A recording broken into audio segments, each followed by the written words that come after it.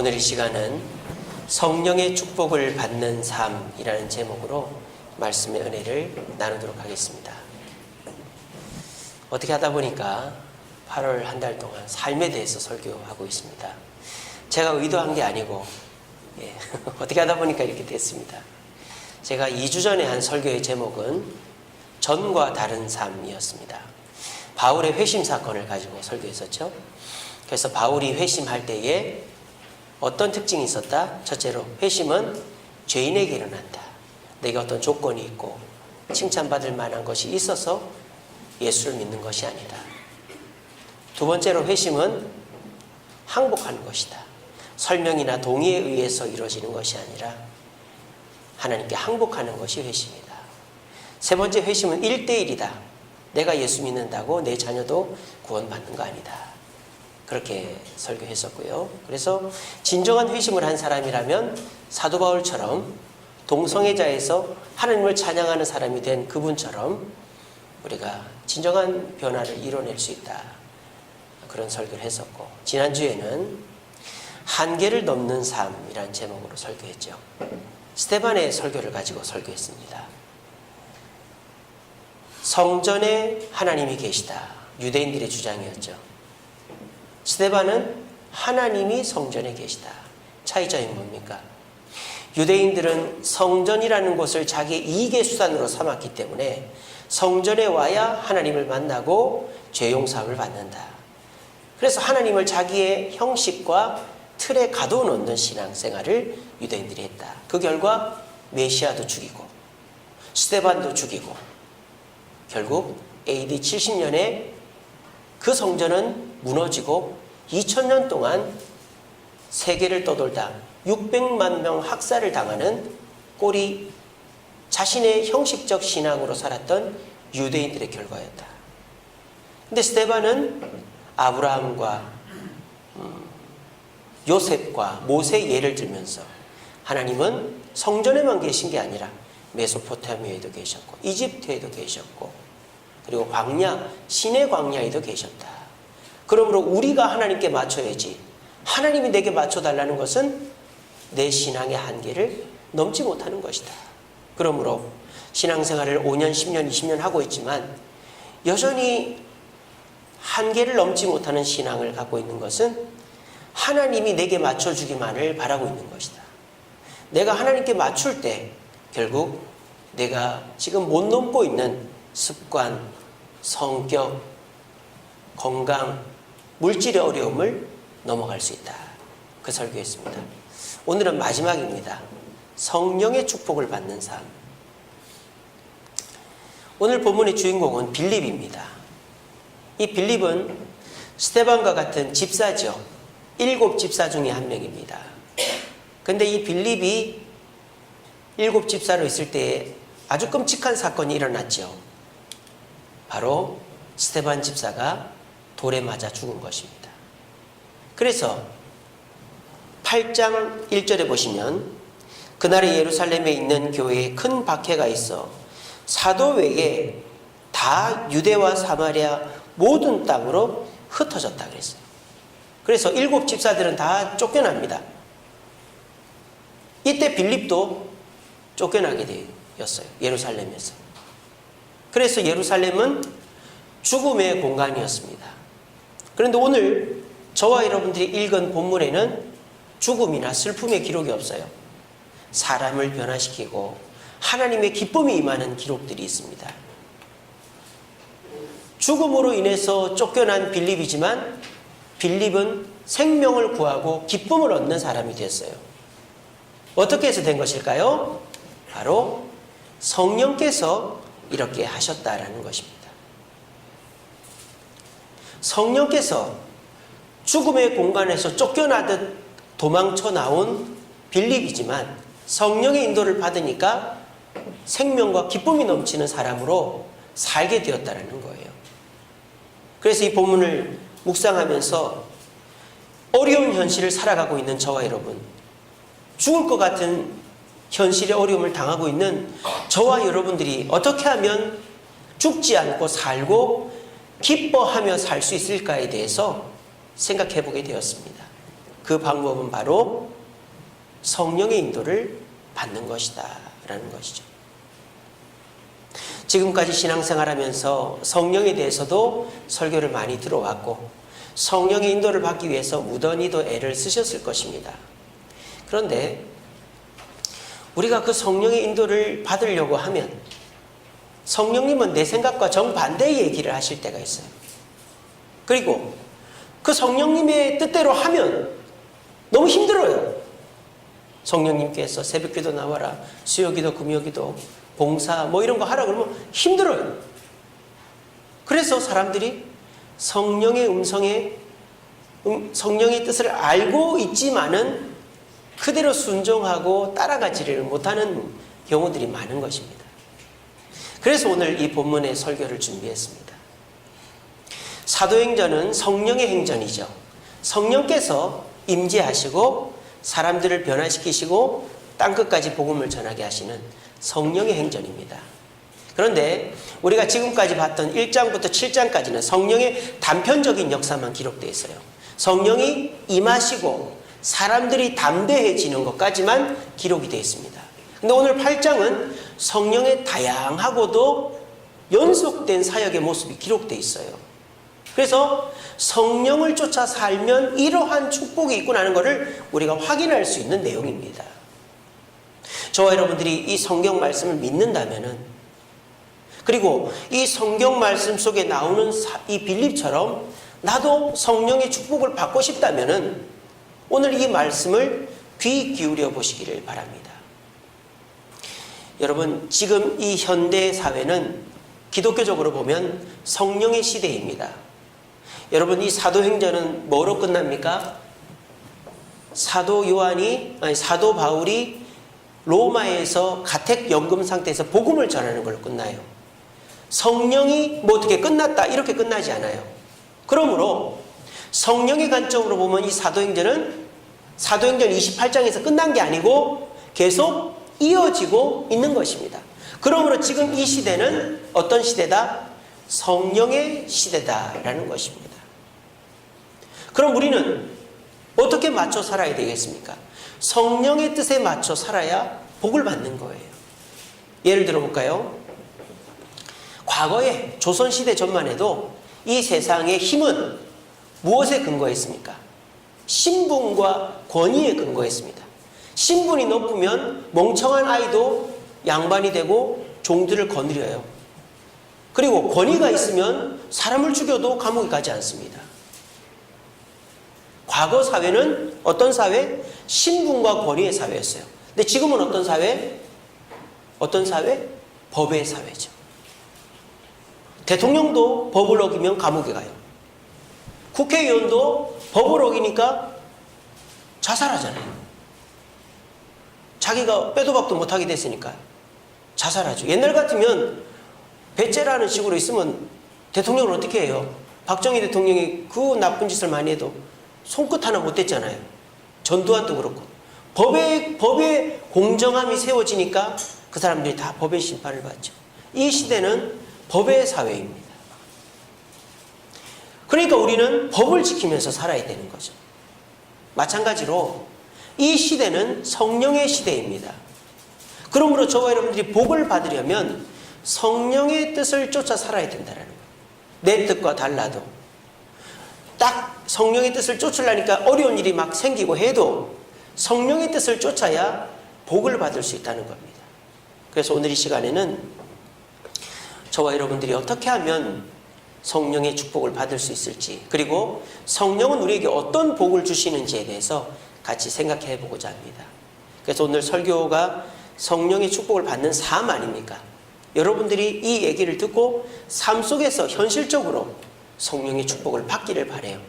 그래서 우리 모두가 죽을 것 같은 이 세상, 경제적으로, 정치적으로, 또 국제적으로 너무 혼란스럽고 너무 답답하고, 그래서 사람들이 다 손을 놓고 있는 이 시대 속에서 어떻게 하면 우리는 죽지 않고 생명과 기쁨의 길로 갈 수 있을지 성령이 하시는 일을 보시고 그 성령의 충만을 경험하는 방법을 아셔서 우리 모두가 이 죽음의 시대에 생명을 경험할 수 있는 저와 여러분 되기를 간절히 바랍니다. 자, 먼저 성령의 축복은 어떤 축복이냐? 같이 읽어봅시다. 시작. 인도의 축복. 성령은 저와 여러분들을 이끌고 가십니다. 인도하십니다. 자, 그러면 이 빌립이 성령의 인도를 받았는데 어떻게 움직였는지 한번 봅시다. 이렇게 움직였습니다. 빌립이 이 예루살렘에서 쫓겨났죠. 아까 말씀드렸죠. 스데반이 죽으면서 사도 외에는 다 쫓겨났어요. 쫓겨나면서 성령께서 어디로 보냅니까? 사마리아로 보냅니다. 이 사마리아는 유대인들이 돌아가는 길이죠. 유대인들이 갈릴리 쪽으로 갈 때는 이렇게 가거나 이렇게 갑니다.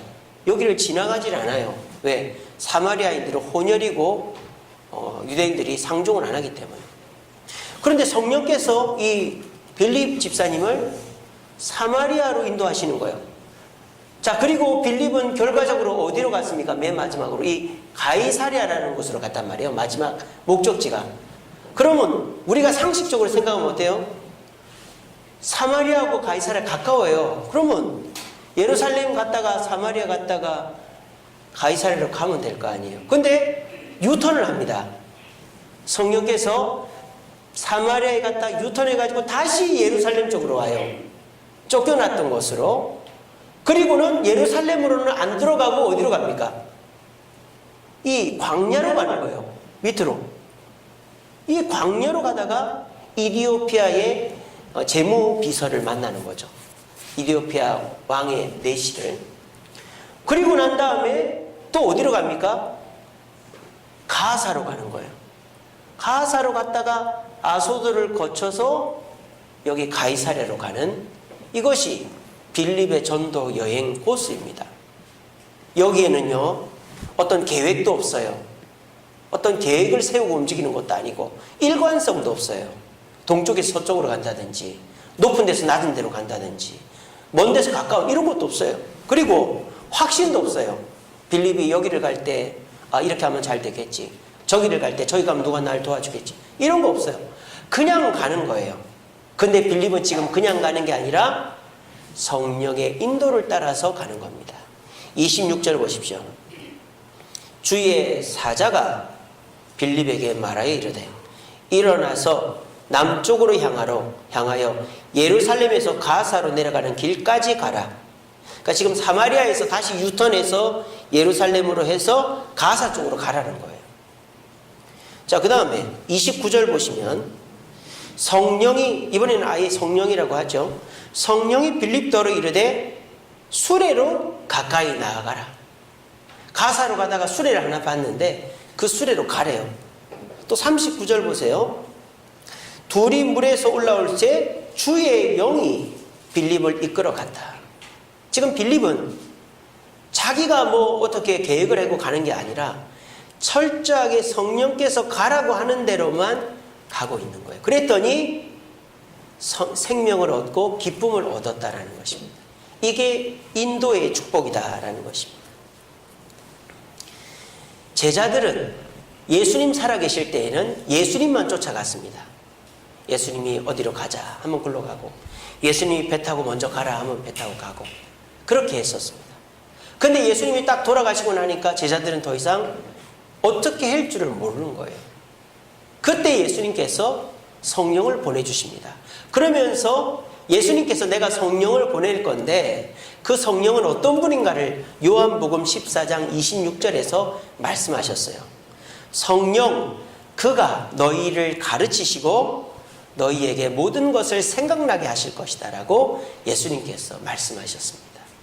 그러므로 이 세상에 예수님이 안 계신 다음에는 우리가 누구를 쫓아가야 되겠습니까? 성령을 쫓아가야 되는 겁니다.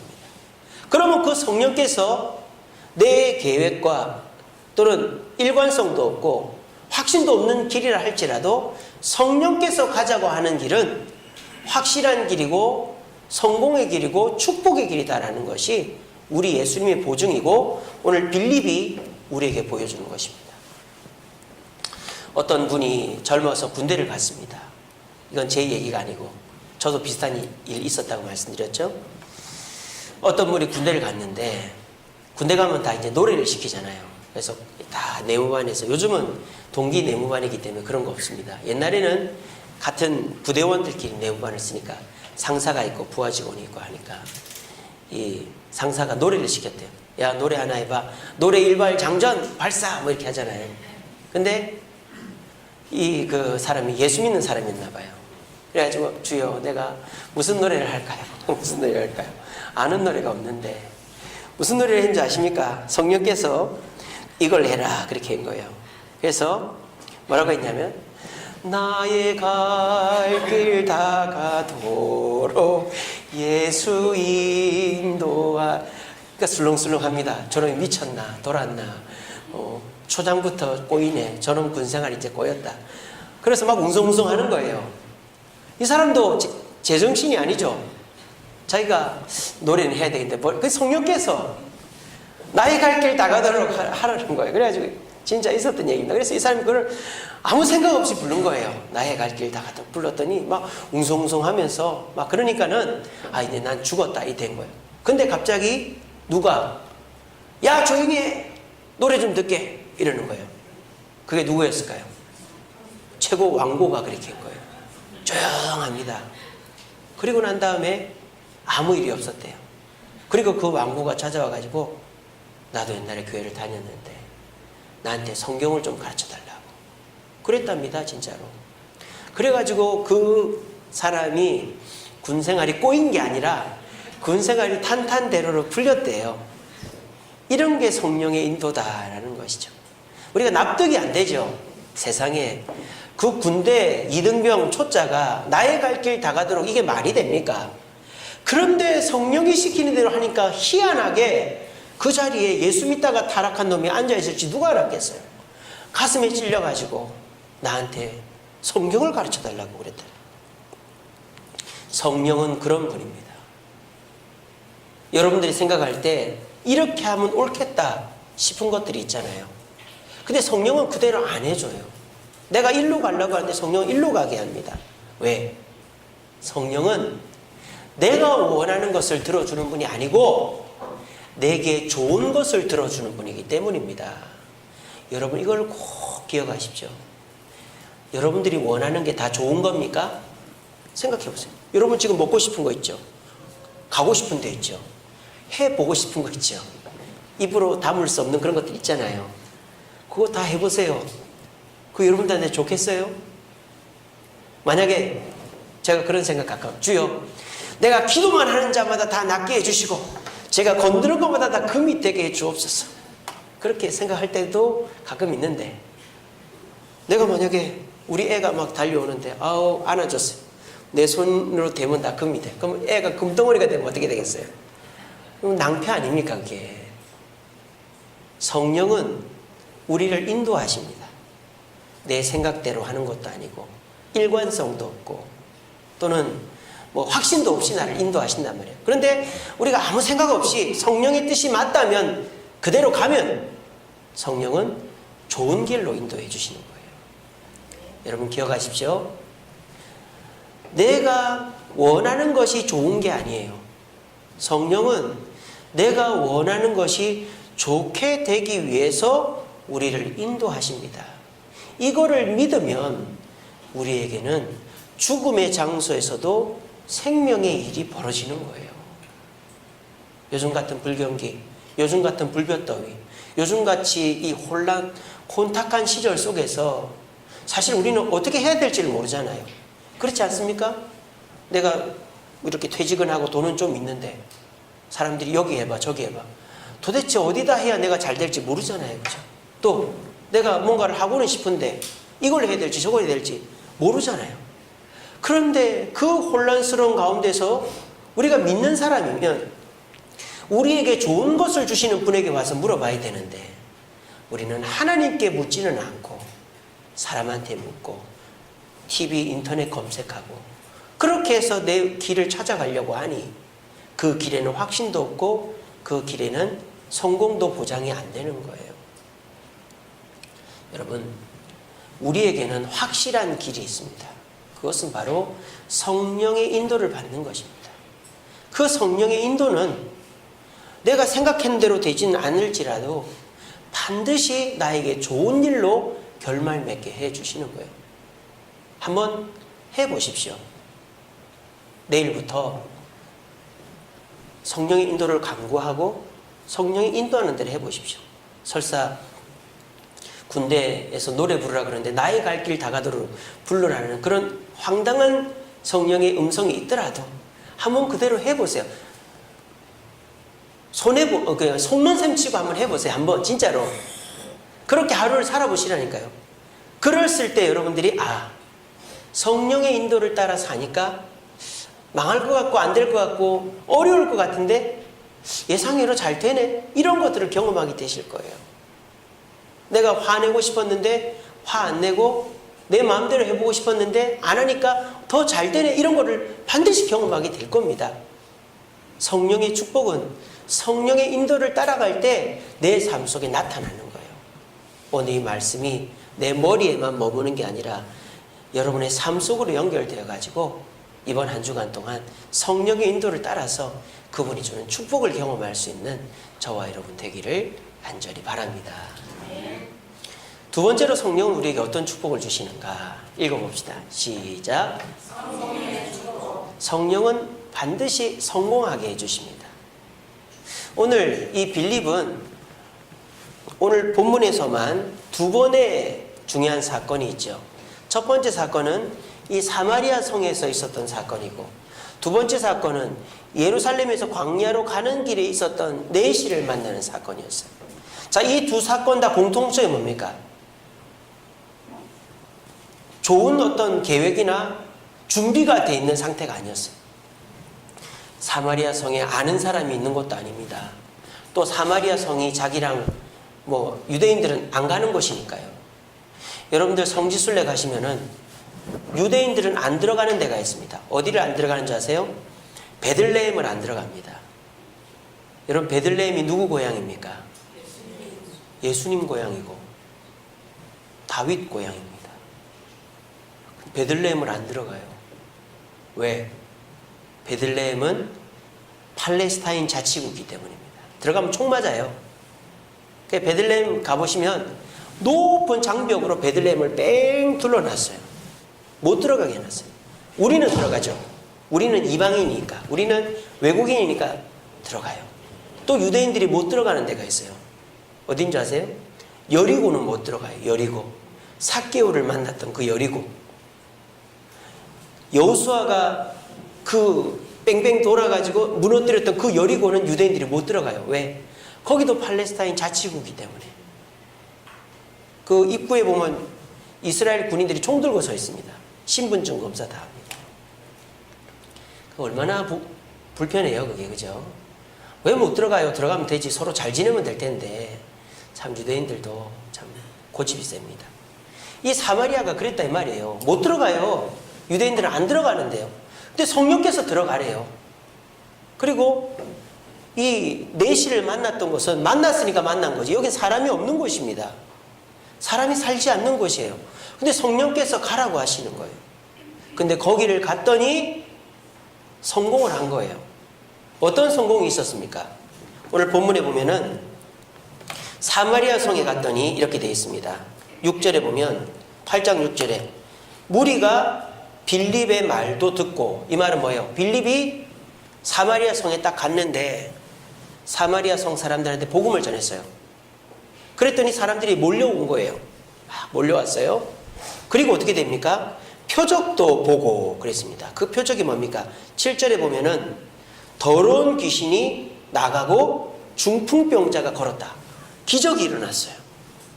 그리고 어떤 놀라운 일이 벌어집니까? 9절에 보면 그 성에 시몬이라고 하는 마술사가 있는데 이 사람이 13절에 보면 시몬도 믿고 세례를 받았다. 그러니까 사마리아 성에서 종교 최고 지도자를 꺾은 거예요, 이 빌립이. 그리고 그 사마리아 성이 어떻게 됐다? 8절에 보면 그 성에 큰 기쁨이 있었다라고 되어 있습니다. 여러분, 이 얘기를 쭉 들어보면 어떤 느낌이 드세요? 짜여진 각본과 같이 느껴지지 않습니까? 저는 그런 느낌이 들었어요. 이게 이렇게 되게끔 준비되어 있다라는 생각이 들었어요. 빌립은 몰랐죠. 빌립은 한 번도 가보지 않은 사마리아 성이었지만 빌립이 가는 순간 희한하게 사람들이 몰려오고 그 몰려온 사람들에게 빌립은 여기 가기 전까지 기적을 베풀어 본 적이 없습니다. 귀신을 쫓아내고 병든 자를 고쳐본 적이 없습니다. 그리고 그 성에서 최고 종교 지도자인 시몬이라는 사람을 꺾고 세례를 주고 그 사마리아 성을 기쁨으로 바꿔놓은 거예요. 여러분 들을 때 어때요? 이게 뭔가 짜여진 각본이 있는 것 같지 않아요? 이게 뭡니까? 성령께서 그렇게 하신 거예요. 빌립은 뭐만 한 거예요? 순종만 해서 거기 간 것밖에 없어요. 또 봅시다. 여기 예루살렘에서 가사라고 하는 아무도 사람이 살지 않는 광야길을 가는데 어떤 일이 벌어집니까? 오늘 27절에 보니까 에디오피아 사람 곧 에디오피아 여왕 간다게의 국고를 맡은 네시가 예루살렘에 갔다가 에디오피아가 아프리카잖아요. 아프리카 돌아가고 있었어요. 자, 에디오피아 사람이 왜 예루살렘에 왔을까요? 그 사람도 유대인이기 때문에. 아이고 목사님, 흑인이 어떻게 유대인입니까? 여러분, 흑인도 유대인이고 황인도 유대인이고 백인도 유대인이에요. 유대교를 받아들이고 할례만 받으면 다 유대인이 될 수 있습니다. 이 에디오피아 여왕의 네시는 어떻게 해서 유대인이 됐을까요? 그러니까 우리가 여러 추정이 있습니다만 솔로몬 왕 때 그 여왕 하나가 이 솔로몬 왕 구경을 왔단 말이에요. 근데 그때 이 이스라엘 다윗 솔로몬 나라의 화려함을 보고는 거기에 매료돼 가지고 많은 문물들을 가지고 본국으로 가가지고 세운 나라가 에디오피아다. 그래서 이디오피아 역사를 보면 이디오피아 시조는 솔로몬이에요. 솔로몬하고 그 여왕하고 이렇게 해가지고 낳은 애가 그 나라를 세웠다. 이디오피아. 지금 그렇게 역사가 돼 있어요. 그래서 그 이디오피아는 그때서부터 유대인이 있었던 거예요. 그리고요, 실질적으로 그 영국이 이스라엘에게 이 팔레스타인 땅을 줄 때 유대인들이 전 세계에 흩어져 있었던 유대인들을 모으거든요. 그때 유대인들이 이디오피아에 있는 흑인 유대인들을 비행기로 태워가지고 본국으로 데리고 옵니다. 그게 그 신문 기사가 있어요. 예, 그렇게 유대인들이 옛날부터 많이 있었어요. 실질적으로. 그렇게 해서 이 이디오피아 여왕의 고위 관료인 이 사람도 유대인이었던 거예요. 그러니까 유대인은 1년에 3번 예루살렘 성전에 와야 되니까 이 사람이 이 아프리카에서 예루살렘에 와서 절기를 보내고 돌아가는 길이었어요. 그래서 여기 보면 간다게라는 거는 사람 이름이 아니죠. 우리나라 최고 높은 사람은 호칭이 뭐죠? 대통령이죠. 일본의 최고 높은 사람의 호칭은 뭐죠? 총리죠. 그런 거예요.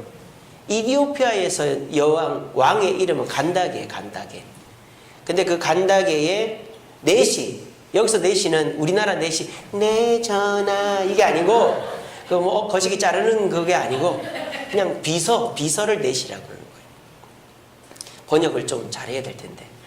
그렇게 됐는데 이것도 보면요, 뭔가 짜여진 각본 같아요. 마치 이런 거죠. 날아가는 새를 활로 쏴 맞추는 것과 같은 떨어지는 확률이에요. 그러니까 뭐 이 이디오피아의 그 여왕의 네시가 어디 머물고 있었던 것도 아니고 마차를 타고 가는 길이었고 이 뭡니까? 빌립도 가는 길에 이렇게 만난 거예요. 날아가는 새를 맞추듯이. 그리고 또 신기한 건 뭡니까? 그 네시가 뭐를 읽고 있었느냐? 이사야서를 읽고 있었는데 그 이사야서의 내용이 뭐냐?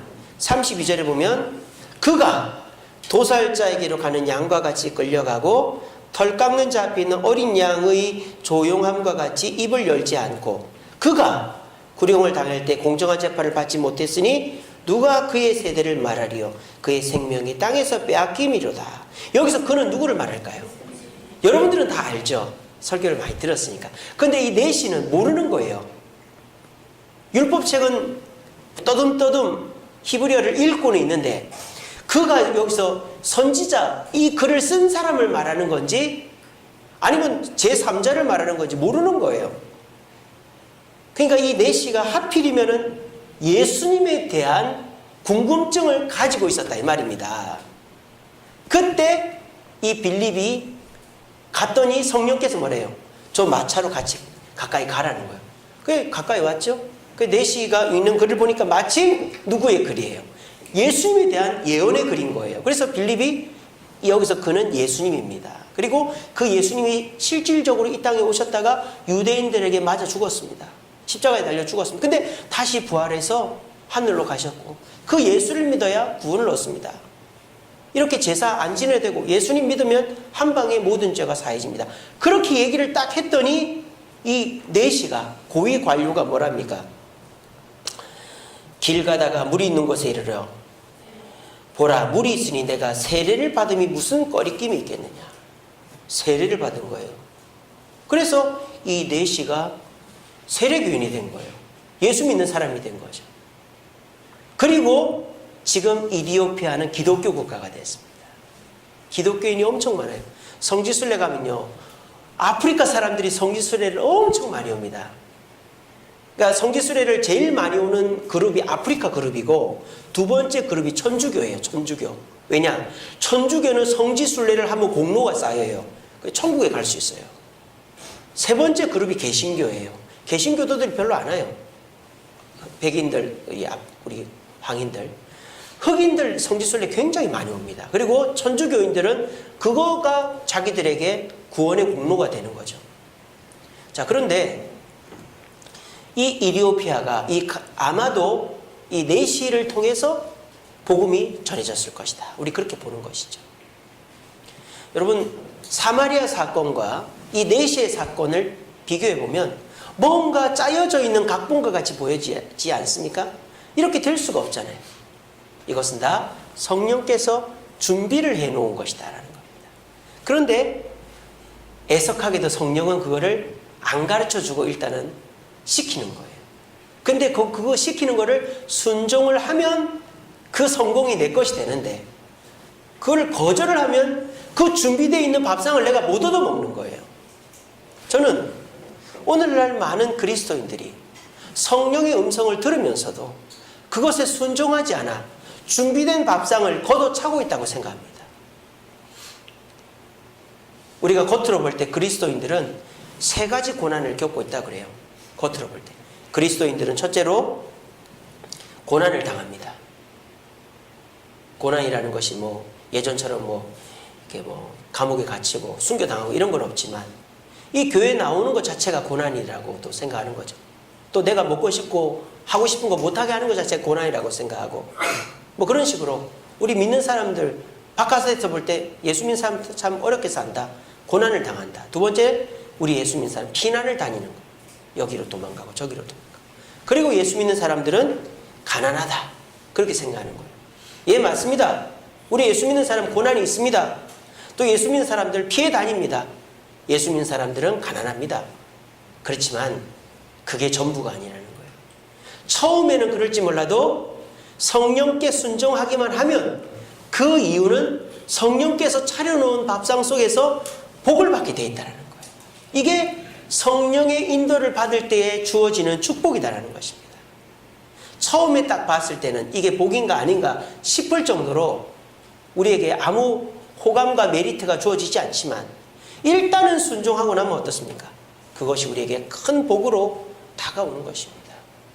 세상 사람들은 뭔가를 선택할 때 뭐로 선택합니까? 첫 번째 이미지를 중요하게 생각하죠. 딱 눈에 봤을 때 좋은 거를 선택하죠. 그런데 용두삼위일 경우가 많아요. 먹을 때는 맛있는데 속에 들어가면 불편하고 봤을 때는 좋은데 사보니까 써보니까 망가지고 이런 경우들이 있잖아요. 우리 주님은 그런 게 없습니다. 일단 잡숴봐. 일단 순종해봐. 그러면 주님이 차려놓은 복의 밥상을 그대로 받는 거예요. 그것이 성령의 인도를 따라가는 사람의 축복이다라는 것입니다. 여러분, 눈에 보이는 것에 현혹되지 마세요. 성령의 음성을 그냥 따라가세요. 그러면 성령님은 여러분들이 생각지도 못했던 축복들을 하나 둘씩 이루어 주실 줄로 저는 믿습니다. 우리가 지금 여름 성경학교를 하고 있습니다만 사실 우리 초등부가 인원이 많지가 않잖아요. 매주일 해봐야 10명, 12명 뭐 이렇게 예배를 드리고 있습니다. 근데 우리가 준비하면서 기도를 좀 해야 되겠다. 그래서 금요일마다 한 달 동안 우리 교사들이 모여서 기도회를 했습니다. 우리가 기도 제목이 뭐였냐? 새 친구가 10명 오게 해주시고, 그래서 기존 친구까지 20명 이상 오게 해주시고, 그리고 우리 그 아이들이 우리 교회에 다 정착하고 아무 사고 없이 끝나게 해주고 예수님 믿고 천국 가게 해달라 그렇게 기도했거든요. 어제 딱 시작을 했는데 어제 얼마나 더웠습니까? 그죠? 정말 더웠잖아요. 근데 어제 아이들이 22명이 왔습니다. 어른들까지 30명. 우리 개척하고 성경학교 제일 많이 왔어요. 우리 주세영교회 개척하고. 그리고 어제 우리 교사들도 많이 와가지고 얼마나 재밌었는지 몰라요. 그래서 어제 참 재밌게 우리 장로님도 오시고 그래서 참 성경학교 잘했어요. 이제 오늘 오후 3시부터 합니다만 저는 어떻게 해서 그렇게 됐나 보니까 성령의 음성에 순종했기 때문에. 성령님은 우리에게 기도하라고 하셨어요. 여러분, 기도하면 다 해결됩니까? 상식적으로 생각하면 내가 더 노력하고 연구하고 사람들의 도움을 청해야 될 거 아니에요. 근데 성령님은 우리 교사들과 저에게 기도하라고 하셨어요. 그래서 우리는 금요일마다 기도하고 또 새벽마다 기도했어요. 그랬더니 하나님께서 아이들의 마음을 움직여서 아이들이 오게 하시고 또 우리 어른들의 마음을 움직여서 봉사하게 하시고 그 더운데 어제 아무도 다치는 사람 없이 잘 마치게 해주신 거예요. 이 모든 것이 뭡니까? 성령의 음성에 순종하면 차려진 밥상을 받아 먹듯이 축복이 임하는 것입니다. 저는 이번 성경학교 월요일까지 이어집니다만 우리 어제 왔던 새 친구들 다 정착하고 우리 중고등부로 이제 6학년 우리 다은이가 전도한 애들이 많거든요. 그래서 많이 올라갈 줄로 믿어요.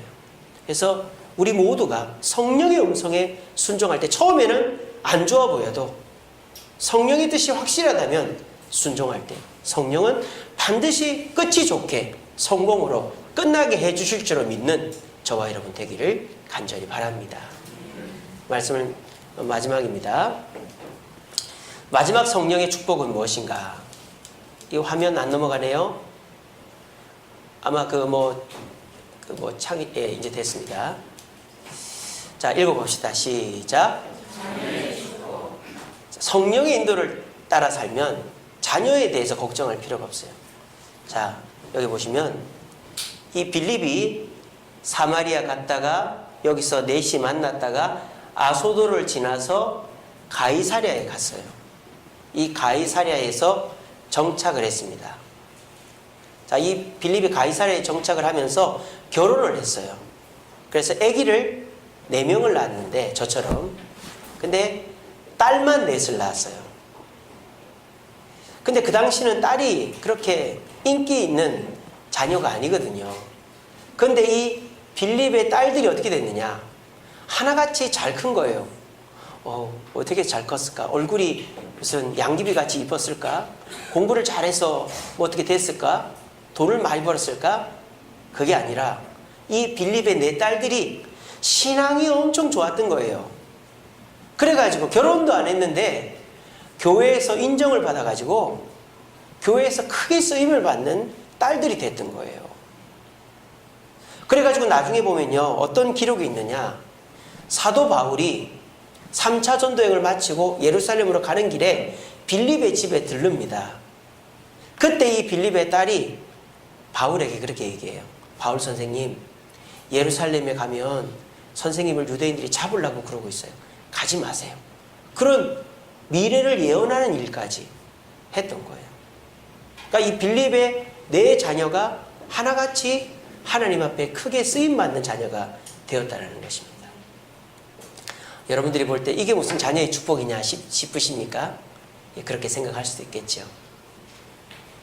하지만 성령께서 우리에게 복을 주셔서 자녀가 잘 되는 것은 우리 생각과 똑같이 되는 것을 해주신다는 건 아니에요. 하지만 분명한 사실은 성령은 우리 자녀들을 책임져 주신다는 겁니다. 아무리 좋은 대학을 나와도, 아무리 돈이 많아도 그것이 끝까지 간다는 법이 없잖아요. 근데 성령님은 저와 여러분들이 성령의 인도를 따라서 살아갈 때, 내가 자녀 공부 못 봐주고, 자녀 같이 못 놀아주고, 자녀 상담 못 해줘도 내가 성령을 위해서 살면 성령님께서 내 자녀를 다 케어해 주신다는 거예요. 그래서 내 자녀가 잘 자라게끔 해 주신다는 것입니다.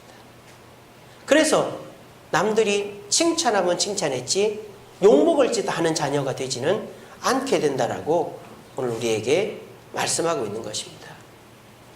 우리가 사실 가장 큰 걱정 중에 하나가 자녀들 걱정 아닙니까? 그러니까 저는 그렇게 얘기합니다. 우리 주일학교 아이들 부모님들에게 우리 주일학교 보내십시오.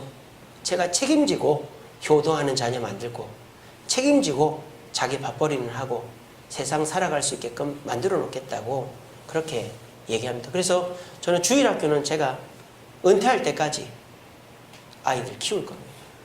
그래서 이 아이가 20년, 30년 후에 진짜 교회를 섬기고 부모를 효도하고 바르게 자라는 아이가 될 때까지 보고 싶은 게 제 마음입니다.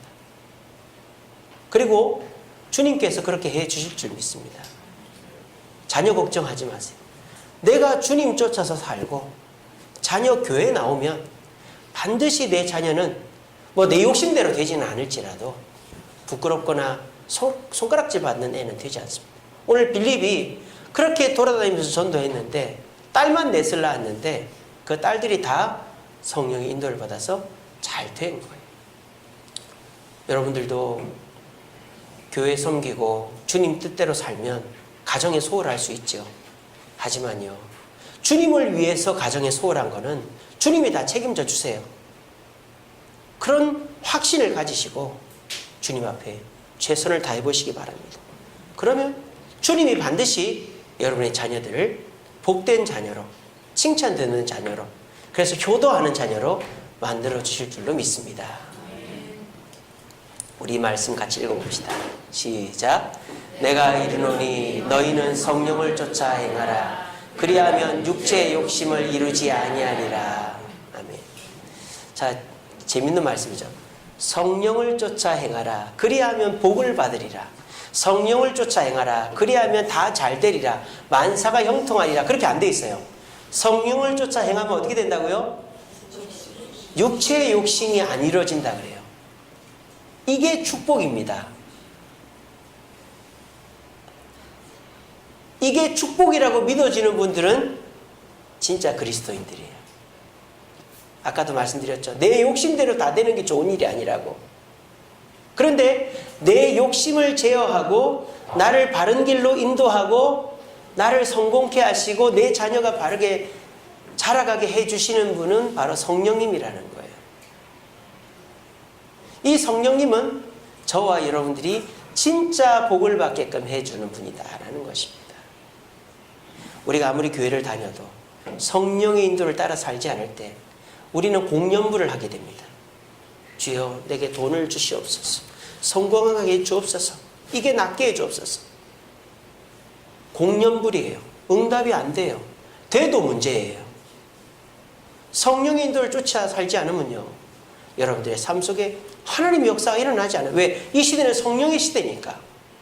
근데 여러분들이 성령의 역사를 쫓아 살면 내가 생각지 않은 길로 인도하시더라도, 처음에 고난이 보이더라도 그 성령의 인도를 쫓아 살면 그 길은 축복의 길이 되고 성공의 길이 되고 내 자녀들도 다 복을 받게 된다.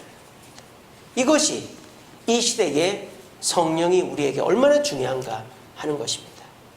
여러분, 지금까지 내 육체의 욕심이 이루어지기만을 기도하며 교회를 나오셨습니까? 그러면 성령의 역사는 없습니다. 하지만 성령님께, 성령님 나를 도와주세요. 나와 함께 해주세요. 나를 인도해 주세요. 라고 기도하면 성령님의 길이 때로는 고달프고 당장에는 좋은 게 아닐지라도 반드시 성공과 기쁨으로 마무리되고 우리 자녀들은 주님이 책임져 주시는 것입니다. 이게 성령으로 축복을 받는 삶입니다. 부디 오늘 이 설교가 성령의 인도를 받는 첫날의 시작이 되게 되기를 간절히 바랍니다. 그래서 여러분들이 성령의 인도를 받고 처음에는 힘들지만 성공의 축복을 받고 그리고 내가 주님 앞에 충성할 때 결국 내 자녀가 잘 되는 축복을 받아서 그렇구나. 성령의 시대에 성령의 인도를 받아 주님의 축복을 내가 누리고 있구나 하는 확신 가운데서 성령의 인도를 따라 살아갈 수 있는 저와 여러분 되기를 간절히 바랍니다. 말씀을 맺겠습니다. 아기가 하나 있습니다. 이 아기가 누굴까요? 우리 제가 새가족 성경 공부할 때 몇 분 보여드렸는데 저희 막내 세안입니다. 근데 인큐베이터 안에 들어가 있죠. 왜 여기 들어가 있을까? 우리 애는 3kg 넘게 태어났는데 우리 애가 황달이 있어가지고 입원을 했었어요. 저희 집에 넷다 황달이 있었습니다. 넷다 입원을 했는데 저희가 이제 지금은 없어졌습니다만 최차의 병원이라고 화양사거리에 있었거든요.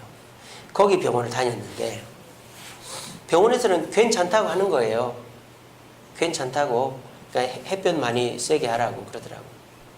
그래서 이제 또 병원을 갔는데 수치가 조금 올라갔지만 괜찮다고. 집에 가서 햇볕 많이 세게 하라고 그러더라고요. 아, 그런가 보다 하고 이제 차를 타고 오는데 아무래도 마음이 좀 깨림직한 거예요. 그래서 제가 저희 집사람한테 여보, 그래도 큰 병원을 가볼까 이렇게 했어요. 그랬더니 저희 집사람도 같은 생각인 거예요.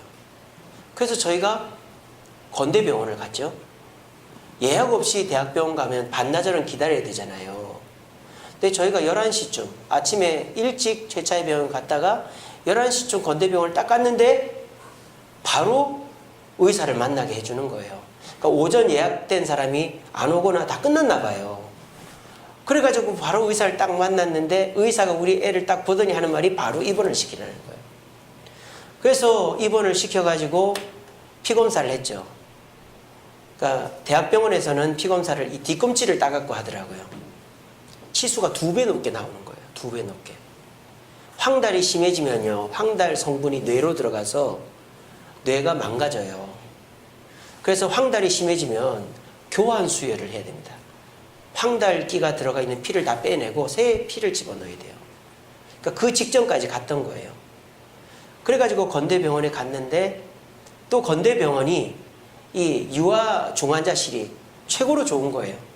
저희 첫째, 둘째, 셋째는 인천에서 낳았는데 얘들도 입원을 했을 때 광선 치료를 받는데 광선이 위에만 이렇게 달려있는 거예요. 근데 건대병원은 광선이 위에도 있고 양옆에도 있고 밑에도 있고 사방에서 쏘으니까 애가 금방 치료가 되는 거예요. 그리고 우리가 애도 셋이나 있는데 막내까지 있으니까 힘들었는데 유아 중환자실에는 보호자가 필요가 없습니다. 일주일 동안 저희 집사람은 자유를 얻은 거죠. 그래서 오히려 다 잘 됐어요. 그래서 이렇게 건강하게 자랐습니다. 사진 찍어줄게 하니까 이러고 원숭이 흉내 낸다고 이렇게 개구장이가 됐습니다. 저는 이것이 성령의 인도라고 저는 그렇게 얘기해요. 우리 그 성경 공부할 때에도. 저는 그때 만약 그 성령의 음성 앞에 순종하지 않았다면 우리 애가 이렇게까지 건강히 자라지 않았을 거예요. 우리가 성령의 축복 3가지를 봤었죠. 성령 우리를 인도하시는 축복, 성공케 하는 축복, 자녀의 축복을 주신다. 그러면 그 성령의 축복을 받으려면 우리가 어떻게 해야 되느냐? 첫째로는 읽어봅시다. 시작. 간절히 사모해야 합니다. 여러분, 오늘 제가 왜 순서를 바꿔서 했는지 아시겠죠?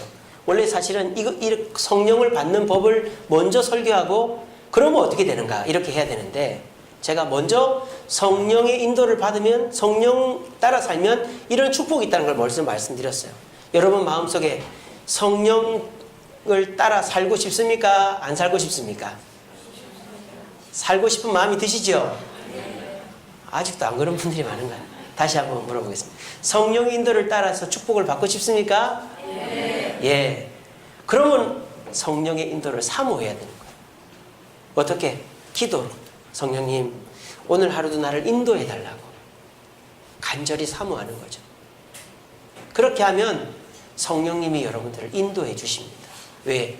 성령님은 멀리 계신 게 아니라 여러분 마음속에 거주하고 계시기 때문이에요. 두 번째 읽어봅시다. 시작.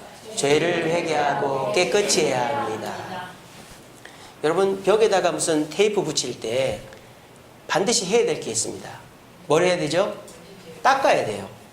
아무리 강력한 테이프라도 한번 벽에 먼지가 껴있으면 안 붙어요. 떨어져 버려요. 아무리 강력한 성령의 역사라도 성령과 나 사이에 죄가 있으면 역사하지 않아요. 그러면 죄가 하나도 없어요 역사합니까? 그건 아닙니다. 내가 회개하면 되는 거예요. 그리고 내가 죄를 안 지으려고 노력하면 되는 거예요. 우리가 죄가 아예 없을 수는 없죠. 우리 날마다 죄를 짓습니다. 그렇지만 성령님, 내가 지금까지 지은 죄를 용서해 주시고 깨끗게 해주세요. 그리고 날 도와주세요. 죄를 내가 이 정도는 할 수 있지 뭐, 이게 아니라 내가 이것도 죄구나, 내가 잘못했다, 이런 마음을 갖고 끊임없이 용서를 구하는 것이죠. 세 번째 읽어봅시다. 시작.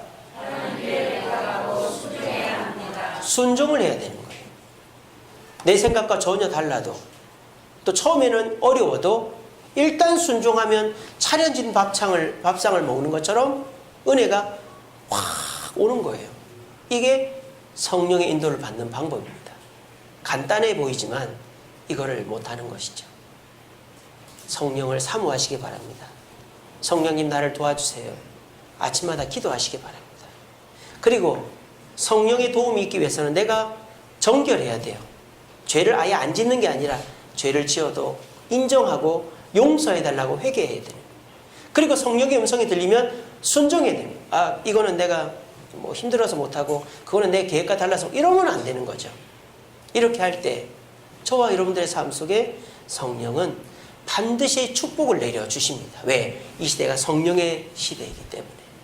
우리 모두가 이 세 가지 방법을 다 알고 계시는 거지만 실천함으로 우리 모두가 이 성령의 시대에 성령의 축복을 받아서 죽음의 이 시절을 생명으로 이겨낼 수 있는 저와 여러분 되기를 간절히 바랍니다. 기도하겠습니다.